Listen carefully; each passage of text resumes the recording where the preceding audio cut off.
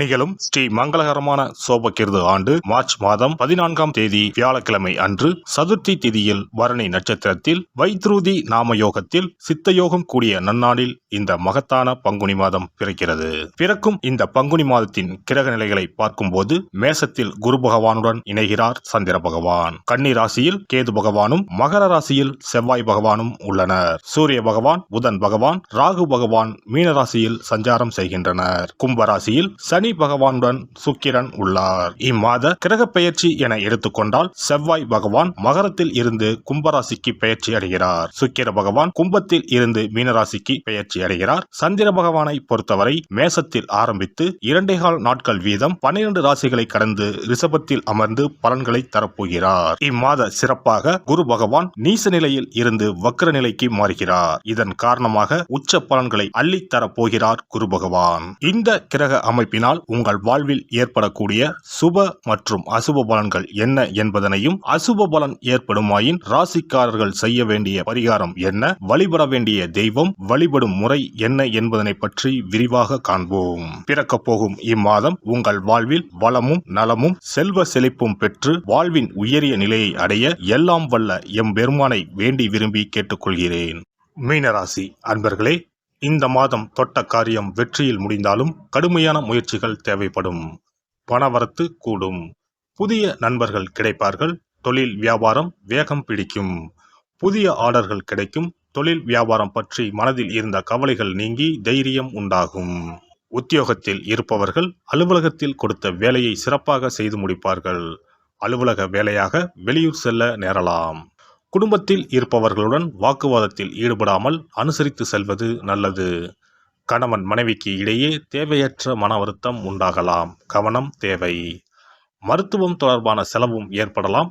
ஆயுதம், நெருப்பு ஆகியவற்றை கையாளும் போது கவனமாக இருப்பது நல்லது. பெண்கள் புத்தி கூர்மையுடன் செயல்பட்டு காரியங்களை வெற்றிகரமாக செய்து முடிப்பீர்கள். வீண் அலைச்சலை தவிர்ப்பது நல்லது. மாணவர்கள் சக மாணவர்களுடன் பழகும்போது கவனம் தேவை. கூடுதல் நேரம் ஒதுக்கி பாடங்களை படிப்பது நல்லது. கலைத்துறையினருக்கு பணவரவு ஏற்ற இறக்கமாக இருக்கும். எடுத்த ஒரு முடிவை செயல்படுத்தும் முன் ஒரு முறைக்கு இருமுறை ஆலோசிப்பது நல்லது. எந்த ஒரு காரியத்திலும் அவசர முடிவு எடுக்க தூண்டும். அரசியலில் இருப்பவர்களுக்கு எதிர்பார்த்த பதவி உயர்வு கிடைக்கும். கூடுதலாக உழைக்க வேண்டியிருக்கும். மேலிடத்தில் இருந்து வந்த கருத்து வேற்றுமை நீங்கி ஒற்றுமை உண்டாகும். எடுத்திருக்கும் அரசாங்க வேலைகள் மூலம் நன்மைகள் உண்டாகும். நட்சத்திர பலன்கள். பூரட்டாதி 4ஆம் பாதம். இம்மாதம் எதிர்பார்த்த லாபம் வரும். தொழில் போட்டிகள் நீங்கும். உத்தியோகத்தில் இருப்பவர்கள் வாக்கு வன்மையால் காரிய வெற்றி பெறுவார்கள். குடும்பத்தில் வீண் விவாதங்களை தவிர்ப்பது நல்லது. கணவன் மனைவிக்கு இடையே திடீர் கருத்து வேற்றுமை ஏற்படலாம். உத்திரட்டாதி. இந்த மாதம் நீண்ட நாட்களாக இருந்து வந்த பிரச்சனைகள் தீரும். பணவரத்து அதிகரிக்கும். கொடுத்த வாக்கை காப்பாற்ற முயல்வீர்கள். உத்தியோகத்தில் இருந்து வந்த மறைமுக எதிர்ப்புகள் விலகும். தொழில் விரிவாக்கம் பற்றிய சிந்தனைகள் அதிகரிக்கும். ரேவதி நட்சத்திரம். இந்த மாதம் நீண்ட நாட்களாக முடிக்க முடியாமல் இருந்த ஒரு காரியத்தை செய்து முடிப்பீர்கள். அரசாங்கம் மூலம் நடக்க வேண்டிய வேலைகள் திருப்திகரமாக நடந்து முடியும். சுபகாரிய நிகழ்ச்சிகள் நடைபெறும். திருமண காரியங்கள் கைகூடும். கணவன் மனைவிக்கு இடையே மகிழ்ச்சி நிலவும். தட்சிணாமூர்த்தியை வியாழக்கிழமையில் நெய் தீபம் ஏற்றி வழிபடுவது வெற்றிக்கு உதவும். கடன் பிரச்சனை குறையும். கல்வியில் வெற்றி கிடைக்கும். அதிர்ஷ்ட கிழமைகள் ஞாயிறு, வியாழன், வெள்ளி. சந்திராஷ்டம தினங்கள் பங்குனி 14, 15 மற்றும் 16. அதிர்ஷ்ட தினங்கள் பங்குனி 7 மற்றும் 8. சிறப்பு பரிகாரம். வாரந்தோறும் செவ்வாய்க்கிழமை அன்று வீட்டில் உள்ள முருகப்பெருமான் படத்தினை துடைத்து சந்தனம், குங்குமம் பொட்டு வைத்து சிகப்பு அரளிப்பூ கொண்டு அலங்காரம் செய்யுங்கள். ஒரு கண்ணாடி டம்ளரில் தண்ணீர் ஊற்றி ஒரு எலுமிச்சை பழம், சிறு வெட்டிவேர் போட்டு முருகன் படத்திற்கு முன் வைத்து விடுங்கள். ஒரு மா இலை எடுத்து காம்பு பகுதி முருகப்பெருமானை பார்த்தவாறு வையுங்கள். அகல் விளக்கில் நெய் தீபம் ஏற்றி மா இலையின் மீது வைக்க வேண்டும். தீபச்சுடர் முருகப்பெருமானை பார்க்கும் வண்ணம் இருக்க வேண்டும். கண்களை மூடி முருகப்பெருமானை மனமாற வேண்டி உங்கள் வேண்டுதல்களை வையுங்கள். பூஜை முடிந்த பிறகு அடுத்த நாள் டம்ளரில் உள்ள எலுமிச்சை பழத்தை உங்கள் வீட்டை சுற்றி திருஷ்டி கழித்து போட்டு விடுங்கள். 6 வாரங்கள் வரை இந்த வெட்டி வேரை மாற்ற தேவையில்லை. இவ்வாறு செய்து வழிபட்டு வர குடும்பத்தில் உள்ள எப்படிப்பட்ட கஷ்டமாக இருந்தாலும் அந்த கஷ்டத்திற்கு தீர்வு கிடைக்கும். நம்பிக்கை இல்லாமல் எந்த ஒரு வழிபாடும் செய்யக்கூடாது. நம்பிக்கையோடு செய்யும் பட்சத்தில் கைமேல் பலன் கிடைக்கும். இனி பங்குனி மாத சிறப்புகளும் வழிபாட்டின் பலன்களும் என்ன என்பதனை பற்றி காண்போம். பங்குனி மாதம் என்பது வழிபாட்டுக்கு உரிய மாதம். பங்குனி மாதம் வணங்குவதற்கும் பூஜைக்கும் உரிய மாதமாகும். ஒவ்வொரு மாதத்திலும் ஒவ்வொரு நட்சத்திரத்திற்கு முக்கியத்துவம் கொடுத்து விழாக்கள் நடத்துவது வழக்கம். ஆனால் பங்குனி உத்திர நட்சத்திரத்திற்கு மற்ற நட்சத்திரங்களை விட அதிக மகத்துவம் உண்டு. தெய்வ திருமணங்கள் அதிகம் நடைபெற்ற மாதம் பங்குனி மாதம். மாதங்களில் 12வது மாதம் பங்குனி, நட்சத்திரங்களில் 12வது நட்சத்திரம் உத்திரம். 12வது மாதமான பங்குனியும் 12வது நட்சத்திரமான உத்திரமும் இணையும் புனித நாள் பங்குனி உத்திரம் என்று கொண்டாடப்படுகிறது. எனவே பங்குனி மாத உத்திரத்தின் சிறப்புகள் அதிகம். பங்குனி உத்திர நாளில் அனைத்து ஆலயங்களிலும் சிறப்பு வழிபாடுகள் நடைபெறும். கிராம கோவில்களில் அக்னி சட்டி ஏந்துதல், பூஜைகள் விமர்சையாக நடைபெறும். எண்ணற்ற ஆலயங்களில் சுவாமி அம்பாள் திருக்கல்யாணம் நடைபெறும். சிலருக்கு கைகூடாமல் திருமணம் தள்ளி போனால் பங்குனி உத்திர நாளில் விரதம் இருந்து இறைவனை வழிபட்டால் வெகு சீக்கிரம் திருமணம் கைகூடும் என்பது ஐதீகம்.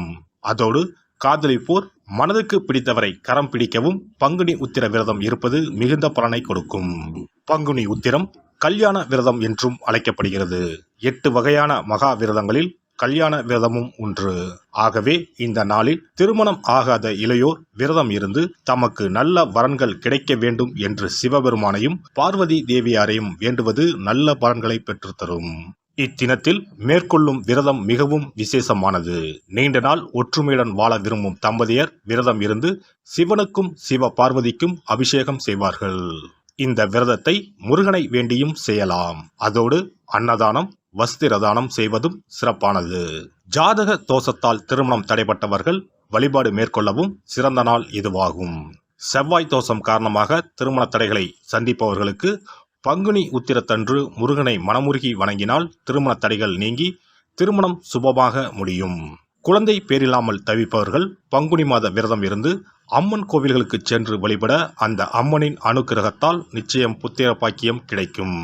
தொழில் மற்றும் வியாபாரங்களில் ஈடுபடுபவர்கள் தமிழ் வருடத்தின் கடைசி மாதமான பங்குனி மாத தினத்தில் திருஷ்டி பூசணிக்காய் வாங்கி உங்கள் வியாபார இடங்களை திருஷ்டி கழித்து அதற்குரிய நேரத்தில் உடைக்க வேண்டும். இப்படி செய்வதால் உங்களுக்கு இந்த ஆண்டு ஏற்பட்ட தோஷங்கள் அனைத்தும் நீங்கும். பங்குனி உத்திர நன்னாளில் நம்மால் முடிந்த அன்னதானங்களை செய்வது மிகுந்த புண்ணியம் தரும். எலுமிச்சை சாதம் அல்லது தயிர் சாதம் அல்லது சர்க்கரை பொங்கல் என அன்னதானம் செய்யலாம். அதேபோல் நம்மால் முடிந்த அளவுக்கு மஞ்சள், சரடு, குங்குமம், கண்ணாடி என மங்கள பொருட்களை பெண்களுக்கு வழங்குவது விசேஷ பலன்களை கொடுக்கும். முருகப்பெருமான் நமக்கு இதுவரை இருந்த காரிய தடைகள் அனைத்தையும் களைந்து நமக்கு நல்வழி காட்டி அருளுவார். பங்குனி மாதத்தில் அனைத்து நாட்களிலும் கோவிலுக்கு சென்று வருவது மிக்க பலனை தரும். மேலும் செல்வ செழிப்புடன் வாழ்வதற்கு உதவும். எல்லாம் வல்ல இறையருளால் நீங்களும் உங்கள் அன்பு குடும்பமும் உடல் நலம், நீலாயுள், நிறை செல்வம், உயர் புகழ், மெய்ஞானம் ஓங்கி வாழ்க வளமுடன். இந்த வீடியோ பதிவு உங்களுக்கு பிடித்திருந்தால் லைக் பண்ணுங்க, கமெண்ட் பண்ணுங்க, ஷேர் பண்ணுங்க. மறக்காம சப்ஸ்கிரைப் பண்ணுங்க. பக்கத்துல இருக்கிற பெல் பட்டனை கிளிக் பண்ணுங்க. நன்றி, வணக்கம். ஓம் நமச்சிவாய. சிவாய நம.